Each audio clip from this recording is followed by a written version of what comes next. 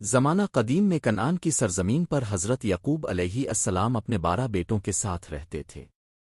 ان کے بیٹوں میں حضرت یوسف علیہ السلام سب سے زیادہ حسین نیک اور معصوم تھے۔ ان کے حسن اور نیکی کی وجہ سے والد انہیں بہت چاہتے تھے۔ یہی وجہ تھی کہ باقی بھائیوں کے دلوں میں حسد پیدا ہو گیا۔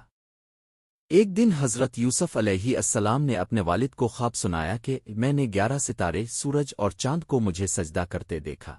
حضرت یعقوب علیہ السلام نے فوراً سمجھ لیا کہ یہ بچہ اللہ کے خاص بندوں میں سے ہے اور ایک دن بلند مقام پائے گا۔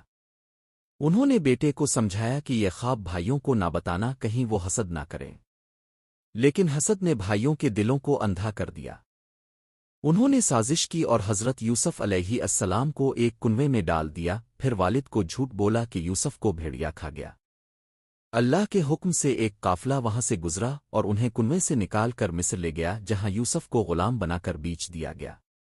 مصر کے بادشاہ کے وزیر اذن مصر نے حضرت یوسف کو خریدا اور اپنے گھر لے آیا۔ یوسف بڑے ہوئے تو ان کی خوبصورتی اور نیکی سب کو متاثر کرنے لگی۔ وزیر کی بیوی زلیخا ان پر فریفتہ ہو گئی اور گناہ کی دعوت دی، مگر حضرت یوسف نے اللہ کا خوف دل میں رکھتے ہوئے انکار کیا۔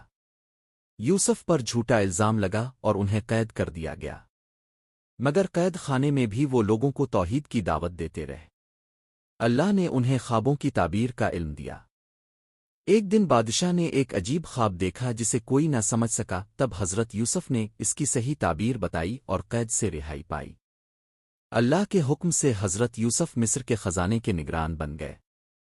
قحط کے زمانے میں ان کے بھائی اناج لینے مصر آئے۔ کئی ملاقاتوں اور آزمائشوں کے بعد یوسف نے اپنا اصل تعارف کرایا اور بھائیوں کو معاف کر دیا۔ آخرکار والد حضرت یعقوب علیہ السلام بھی مصر آئے اور وہی خواب سچ ہوا۔ والدین اور بھائی حضرت یوسف کے سامنے سین جیم دال تزیم میں جھک گئے۔